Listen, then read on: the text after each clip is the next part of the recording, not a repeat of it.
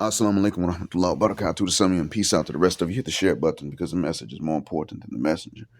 So, first, let me give a shout out to D. Smith from the bottom of my black heart, from the depths of my black mind. Brother Smith came through with the Cash App again generously. That's really going to be helpful. I really do appreciate that. D. Smith has done so before. And it does make a lot of things easier. I mean that. So I really thank you. And the only thing I can think of is to make you a first class subscriber, which you already are. But I have to add, I add more time, more months to it based on what you send in. And, I think at this point, I may just have to go ahead and make you indefinite.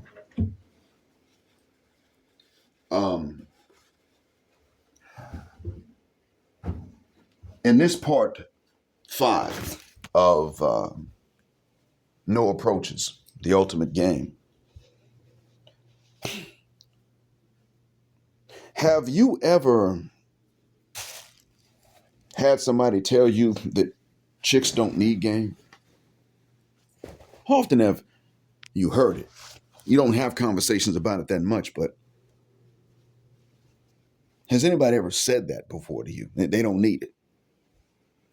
We've talked in the manosphere about not necessarily the ease with which they can get married, but the ease with which they can get them draws. And even because of that, the ease with which they can get married if they don't sleep around. We've discussed that before. I've talked about it. You have talked about it. The white manosphere has talked about it. And truth be told, I'll be one of the first to tell you that even here, there have been some men here in this country that have, you can tell them that when they have a argument with their wife and their wife is stubborn, there's a Quranic verse that tells them what to do. And one of the steps, before you do the divorce, one of the steps is for you to not lay down with her. And men that are religious and committed have sat up and looked at me and said to me, that can cause another problem, though. Well, you know what? If God said to do this, then why are you going to sit up and complain about the other problem that it can solve? The other problem that you think it's going to cause. It doesn't cause that problem. But if God said to do it, it's not going to cause this problem because you implemented his instructions. It's going to expose the problem. They'll say, she probably cheating. Get it somewhere else. All right, hold the phone. It's possible. She might do that. But let's say that she does that and you find out about it. You have a right to marry another woman and then dig her out after y'all are married. She doesn't have a right to marry someone else. There's no right she's ever going to have while married to you to have sex with somebody else. So what are we talking about here? If I refuse to sleep with her and give her some, she might cheat, get it somewhere else. That's not her right. Now, if she does do that, well, hey, it's like this. If she starts to refuse to lay down with you, which is not allowed in our religion anyway, without a good, seriously valid reason, then that means she's probably already set up ways to detect if you did go to somebody else, married another woman, or just cheated. Guess what? You can do the same thing. Stop laying down with her. She still wants to be defiant, recalcitrant. Let me see that phone. No, why? You know what? Never mind. I don't trust you anymore. What's going on here? You know what's going on.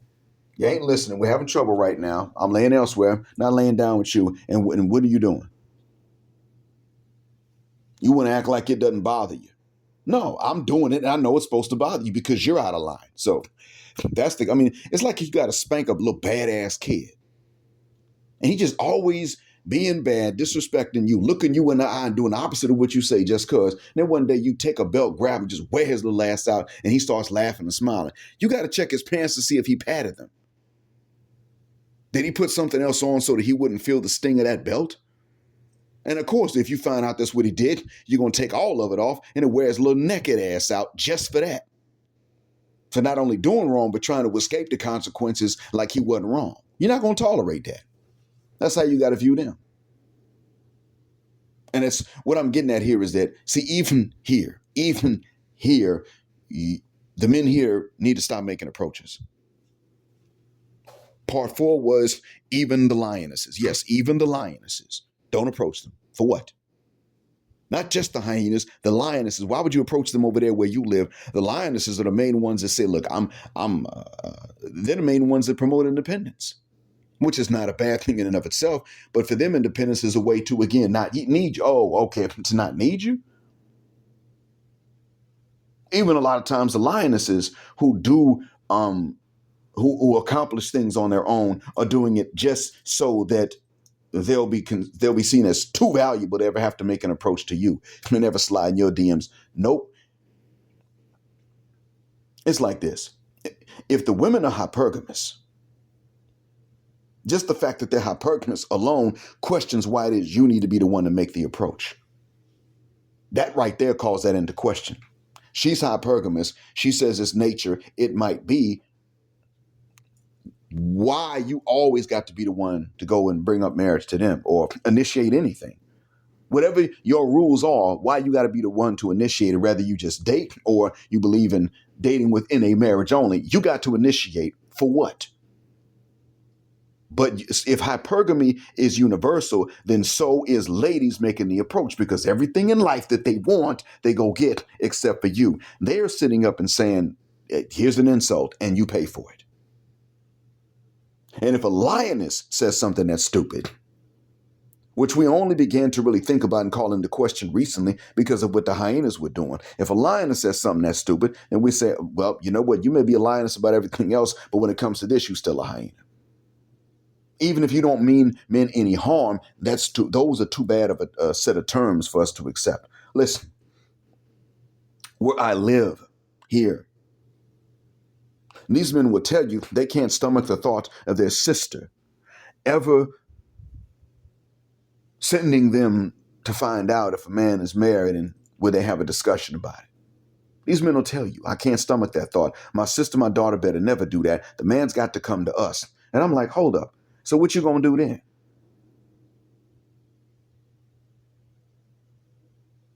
The man's got to go to you. So what are you going to do? You're going to sit up and say, hey, man, look, we just need to check for certain standards she's got or preferences she's got and your character and your religion. You're not going to do that. As a matter of fact, you don't care about his character, his religion, if he ain't making a ton of money. You're going to tell him what the dowry is. You're going to give him a lecture on the honor of your family and all this other dumb shit.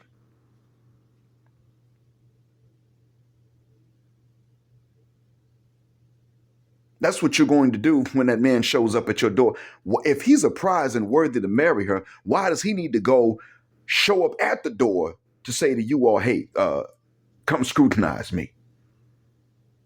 If he's all of that, he needs to come in. If he does come, he needs to come in and say, listen, I've investigated the whole family. Or he needs to come in and say, I need some information so I can investigate the whole family. That's what he needs to be doing based on the standards that he's got to meet for you to approve of him to marry your sister or your daughter, independently of what your daughter or sister might say. To meet your approval, all these things you want for her, which is okay to want for her because you love her, are still things that actually entitle him to come along if he's going to make the approach and say, I'm here because either I need more information to investigate you or I already investigated you and you, the family, passed. He wants to marry my daughter. What does he mean? We passed the investigation, nigga. That's why he wants to marry her. You passed. You're welcome. Thank him or something like that. Because see, what you don't understand is that you are undervaluing yourselves. If you love your sisters and you love your daughters, then you look and see what their rights are in the religion and you respect those rights. And one of them is the right to send someone or inquire about a particular man they might like. They got their own preferences.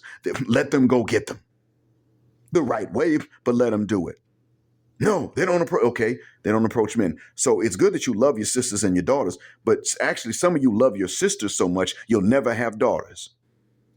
Never. Because you're taken for granted. By you demanding this, you're taken for granted. Then when you do get married, you busted your ass to come up with this money, go in debt to get this dowry to pay her and her family. She's taking you for granted, and you never get appreciated when you are married. So you got to pay back $1,000 each month. You might earn $5,000 or $6,000 if you're lucky. But $1,000 of that you got to pay back to the bank each month. And she said, talk about, we never travel. We never do this. We never do that. Well, bitch, I got to pay $1,000 because I married you. You got your dowry, right? Yeah, but that doesn't mean that marriage has to be, hold up, shut the fuck up for a second. I went into this debt to get you your money. You don't even have to pay it back. I do. That's what you want, and that's what your family want, especially the family. Because even if the women don't, the family might just step in and be like, nope, the dowry's this high. Forget about what she said. She likes you. See, that's the... So even here, and here's why I say that.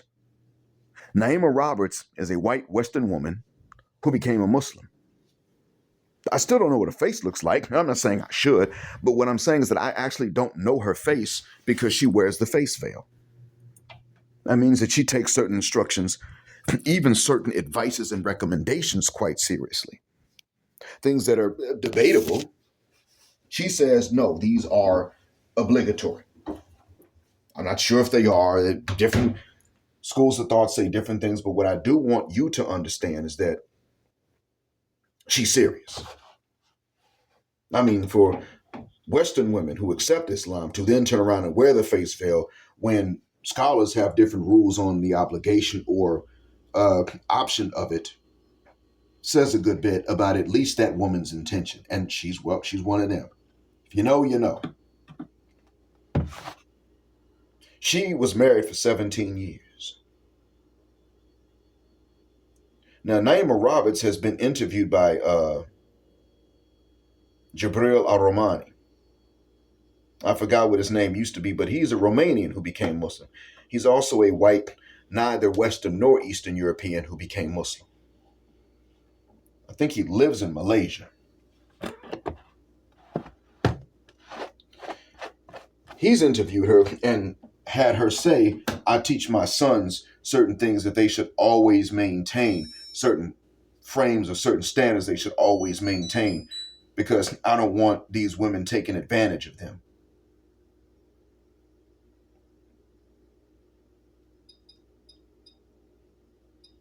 You know, one of the ways that you can do that, gentlemen, one of the ways we can preempt this, not making approaches, especially when you are the prize. Now, if you figure that there's something you can gain from her that she can't gain from you, then yeah, okay, go ahead. But that means that you're the one that's being hypergamous. And that's, it's okay if you and her can agree to that. Most ladies would say, no, I'm not dating or marrying down. Well, here's the thing. If the man has to come to you, then why shouldn't you? What they're saying is the prizes in life should come to me. Newsflash. They don't see anything like that as a prize because it comes to them. So what they're saying is you have to be a prize and then come to me. So you have to just freely add value to my life in exchange for either nothing or a hell of a lot less than what you're adding to mine. That's what they're pretty much saying, at least in the West. And honestly, I don't think it starts with just westernization and feminism. I think it starts with the fact that it's the men always expected to go and make the approach.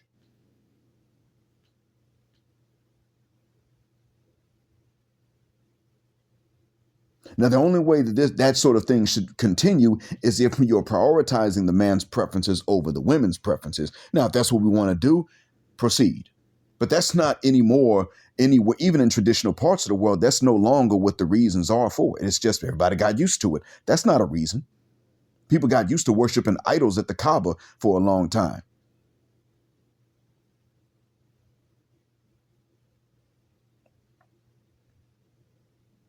That's not a reason. Many Christians have gotten used to pagan practices, and then when they find out they're pagan, they won't drop them because they got used to them. Well, if you don't know, you don't know. But when you do know, being used to it is no longer a valid reason.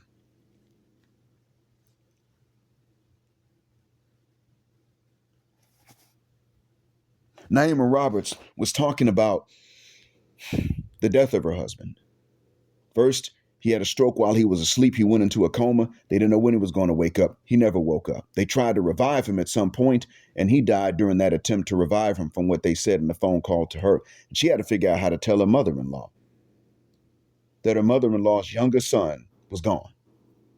But one of the things she said was that she had to remember gratitude. Even during that loss, she still had to remember gratitude to God for the time that she did have with him. She did not take him for granted. He was on loan to her. She did not own him. She was pretty much saying that she was saying he wasn't my property. He was my husband, not my property. He was on loan to me. His owner is the Lord of the heavens and the earth. The owner of my husband also owns me and owns the heavens and the earth and all of us. This owner loaned my husband to me for the length of time that I had this husband. She was telling the Muslims in this video, the link to which I'll put in the comments if you remind me. I know I'll forget.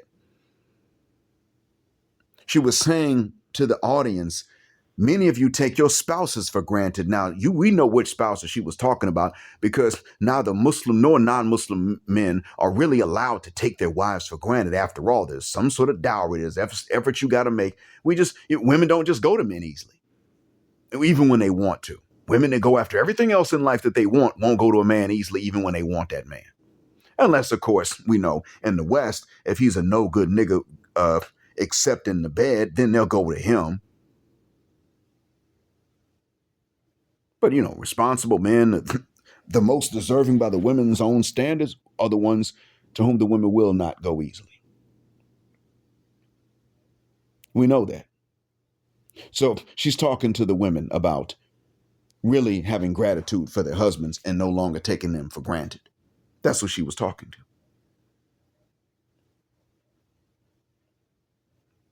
She was talking to Muslim women. These Muslim women in the audience, though on the surface it seems she was talking to the men and the women, the Muslim women in the audience come from both the West and from Muslim lands.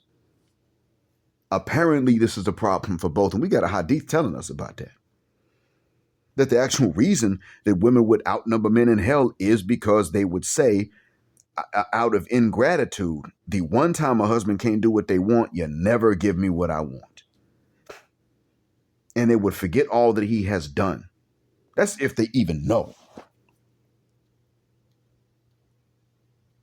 See, many men don't even think it's wise or manly to tell the wives what they do or what it takes. Many don't, especially the ones that talk about being the most alpha, don't see the wisdom in letting the wives know what it takes, not so that they can complain, but so that they can remind the wives to have gratitude. Hey, listen, a lot goes into this so that you can have gratitude to God, so that you can actually have appreciation for it, and also be prepared in case it doesn't come through at some point, regardless of what I do.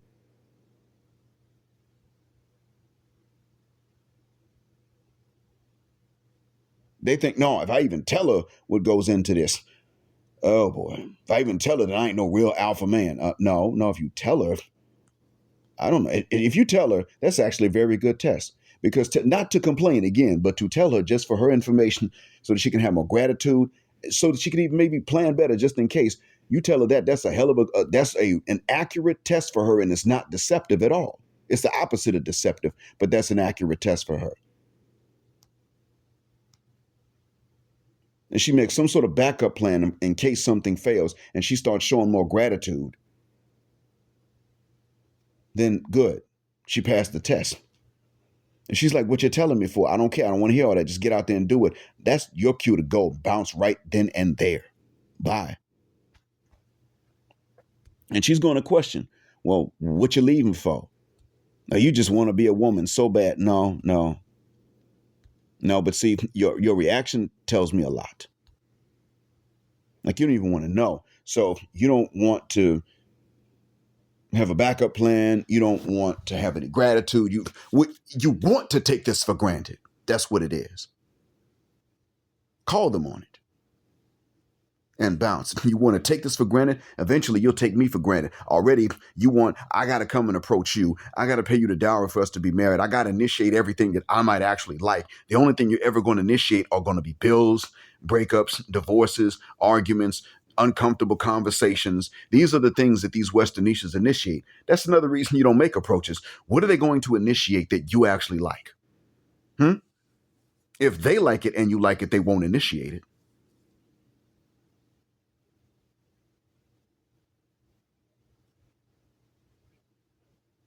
You see what I mean?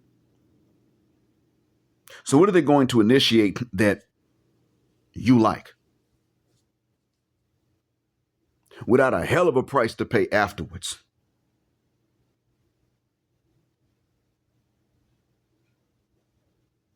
When are they going to do that? They don't. They don't initiate these things for the most part. And sometimes in traditional societies, the women won't necessarily initiate anything that you might like, especially them draws. They'll sit up and say, well, it's not the feminine thing to do. Bullshit. In a marriage, why the hell not? You're married. It's your right. Go get it. Show that man some appreciation. Now, Naima Roberts set up and explained why even in Muslim traditional societies, men should be very picky and choosy. Even in societies like here, all of them are not the same. All the cultures aren't the same. But I'm going to tell you that even in places like this, the men need to stop and think about if they should continue or not.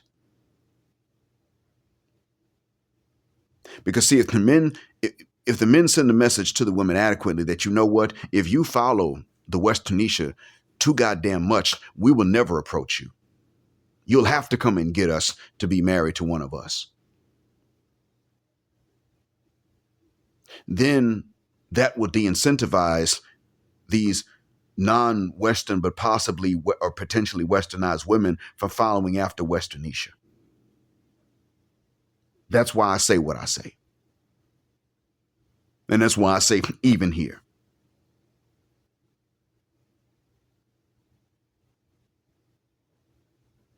That's why I tell you this. And I want you all to look up Naima Roberts. Naima, and you know how to spell Roberts. She does not want her sons to be taken advantage of by the way these women are now. She is not a misogynist either. She's not a male chauvinist. She hasn't internalized misogyny, so to speak, the way that many women would say. It's none of that. She believes in a balance. So with this belief in a balance, and she takes it seriously, listen to her. If you can find, I don't have the link to this, but if you can find where she says to Gabriel Aromani, which she doesn't want women doing to her sons and which she tells them about women, you would say, oh, wow. And the fact that she's talking about this in the context of both Western and Muslim women and Western Muslim women all lumped into one tells you right then and there. Uh-oh. So you want to know why you should not make approaches where you live? Well, here's why. Because even here where I am, the men need to at least stop and think about under what conditions they will continue, or they need to stop. Fuck the culture. It doesn't help. They need to start thinking about what's actually fair and just. And many men here are against this notion because they don't want their sisters having to go and get a good man.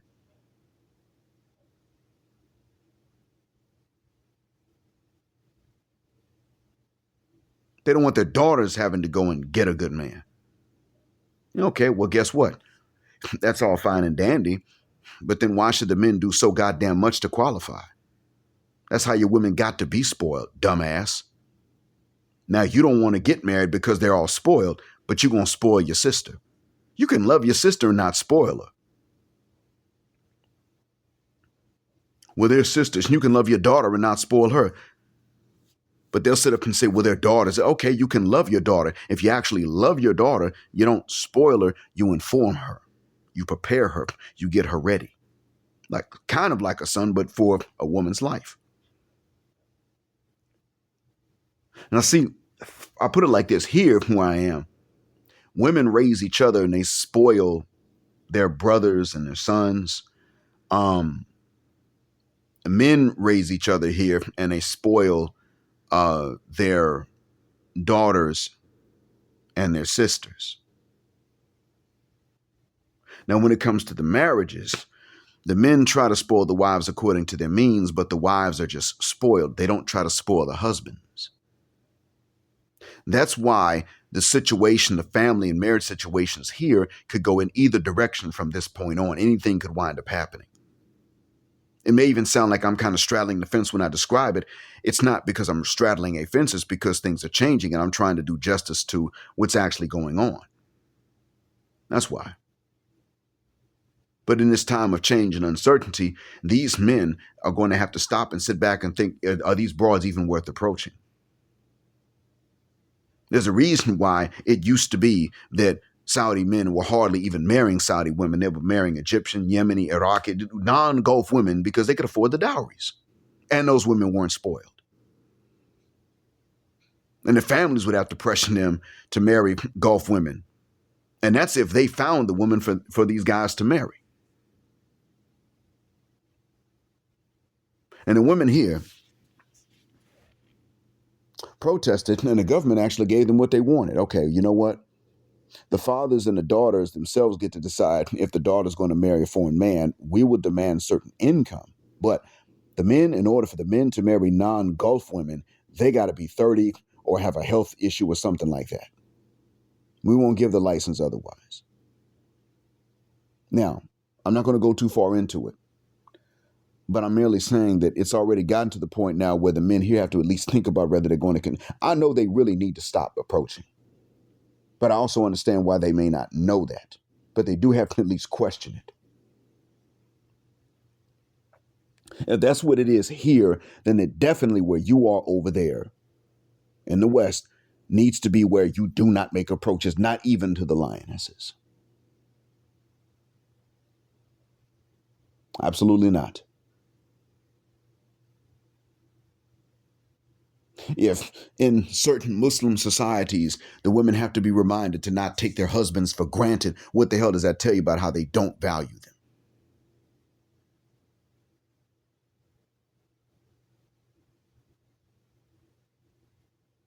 And if that's the case here, what the hell do you think you're dealing with over there? You are valued negatively. Can't afford to make approaches. The other thing I need to point out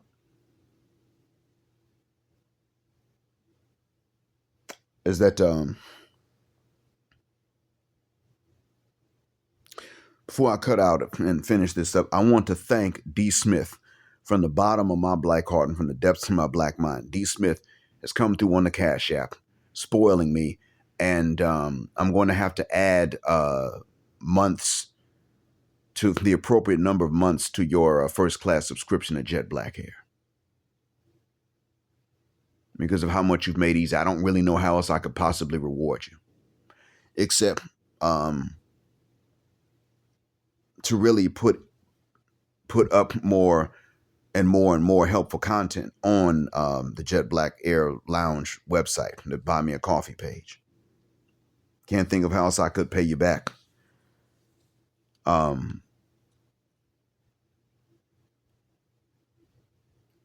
I want you gentlemen to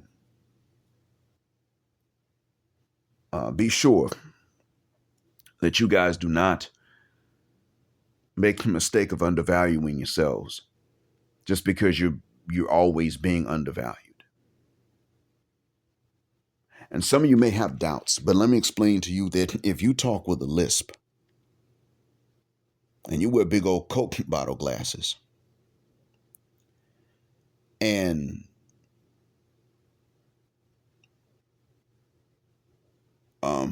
you're not, you can't make the team for any of the sports at high school level or college level,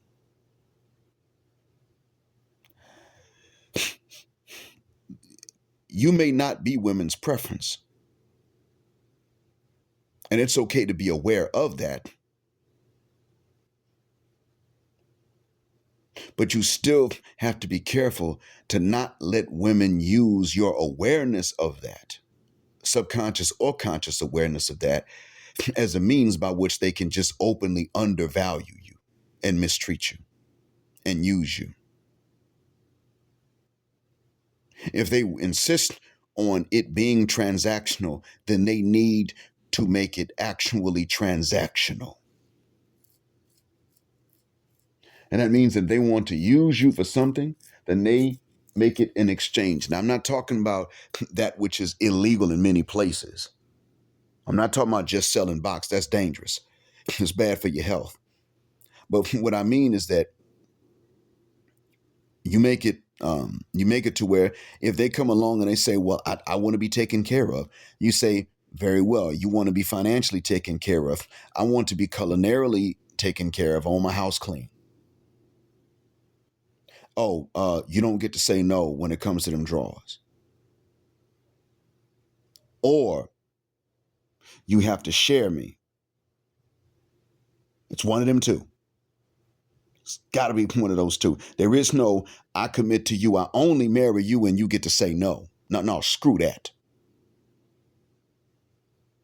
You say no for any frivolous reason, you're done right off the bat. Just like if I run out of money, I'm done.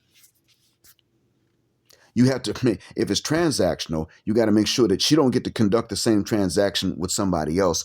And it's actually transactional, give and take. You got to negotiate, because even if you aren't her preference, that doesn't mean it's okay for her to use you. They will tell you the same thing. They'll come to you 300 pounds. You better not use them.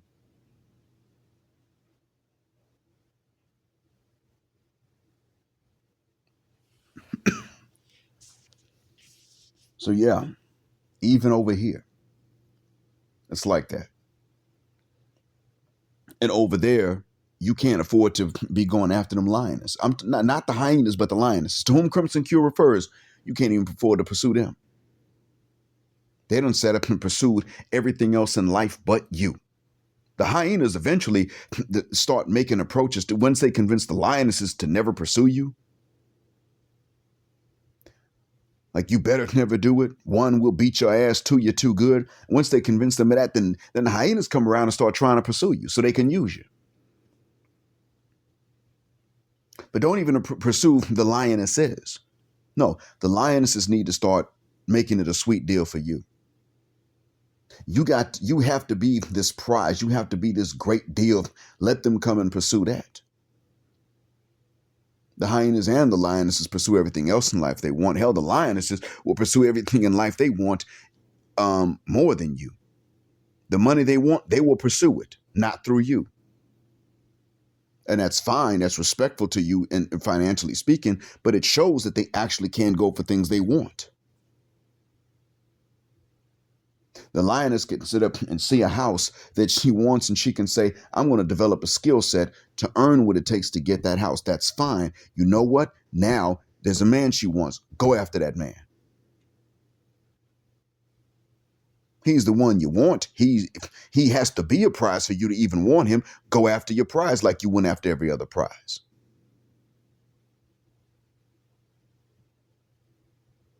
The more uploads I have to put on this playlist, the deeper this rabbit hole is going to go. But if men come from traditional societies and say to you, listen, should we stop approaching as well? And you know the culture they're talking about, you go ahead and you give an answer based on that. At least tell them, well, this is at least say to them, use this criteria to determine how appreciated have you been if you make the approach. If you're the ones going to them, do they appreciate what you're doing? to take care of them, to get them, and to keep them, to appeal to them and to keep them? Do they appreciate that? Are they spoiled, or do they take you and the things you have to do for granted? If the answer comes back yes, don't approach them anymore. Don't worry, they'll get old and start chasing you down, but they'll be old.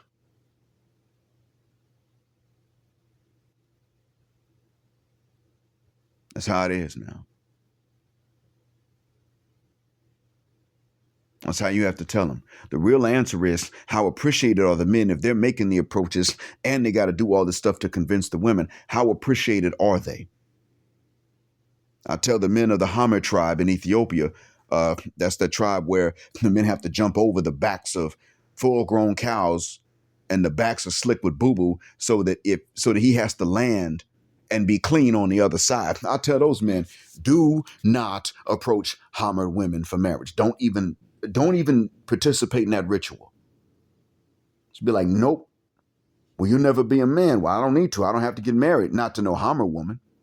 I just marry a woman from another tradition.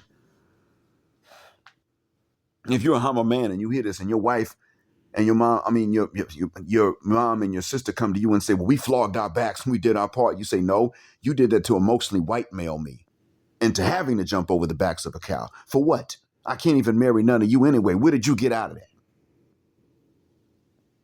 If I got to train myself to jump over the back of a goddamn effing cow with boo-boo on its back and land clean on the other side, then why should I be a nice husband on top of all of that? What the hell does she have to do, not after we're married? What the hell does she have to do in order to qualify for marriage? What she got to do to qualify for me? What you saying to me? I'm worthless?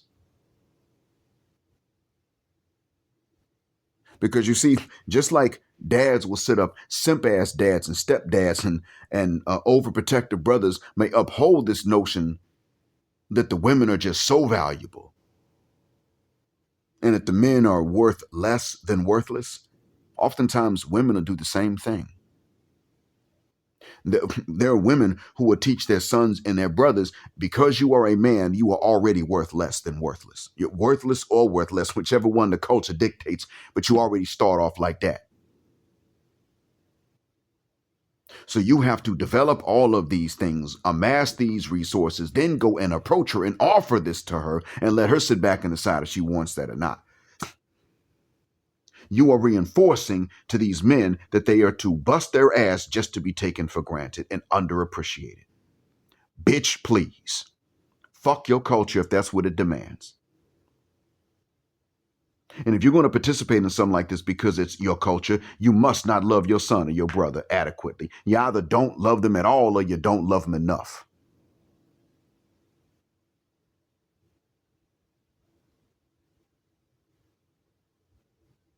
They're running a racket, and in many cultures, even a lot of traditional ones, they've convinced the men to go along with it.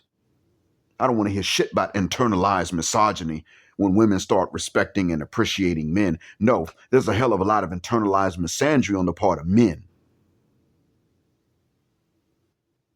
In the name of they love their daughters and their sisters. I love my daughters too. If I sit up here and internalize misandry and teach this to my daughters, all that's going to do is reinforce to them that men are worth less, if not worthless. And then they're going to turn around and treat their husbands the same way. And they're going to wind up just like mom. Not my mom, but theirs. Who's not a mean person, not vicious, nothing like that. But who, at this point, would probably herself say, can't keep nobody.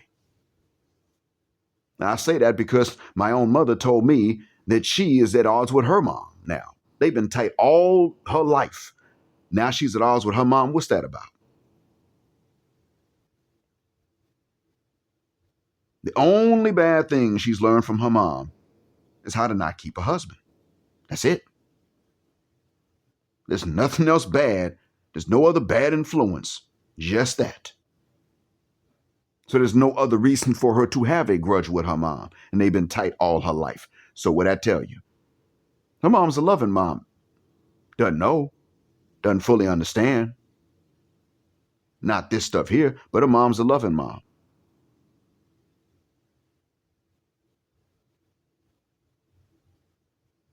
So that's not what she doesn't have a grudge with her mom for not being a loving mom. It would have been that way a long time ago. No, when it comes down to it, now she's at the age of which she is and she can't keep nobody. I'm not, like I said, I'm not saying it's the bad mouther. You don't know who she is.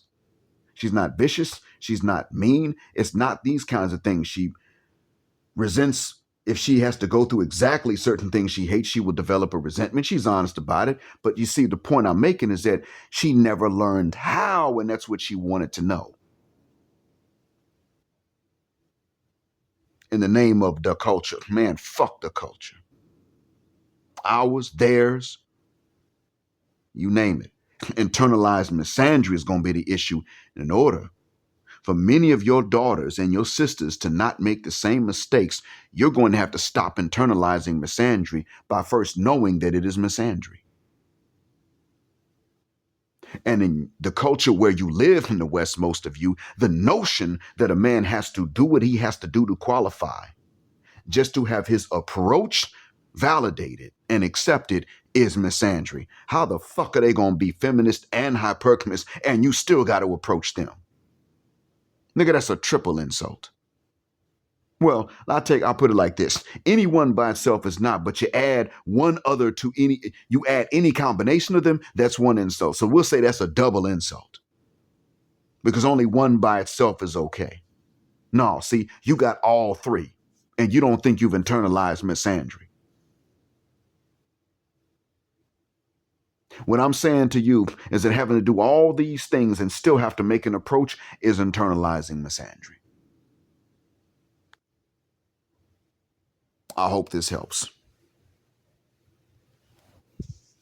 As always, thank you for listening. Black Hole, Black Mind, Blackout. Assalamu alaikum, black heterosexual, non-select male power because they don't like it. Black patriarchy until extinction of judgment day. And thank you for flying up with us again here on Jet Black Airways, where the phrase jet black is also a verb. Keep jetting black with us until the wings and the wheels fall off. Gender, justice, forever.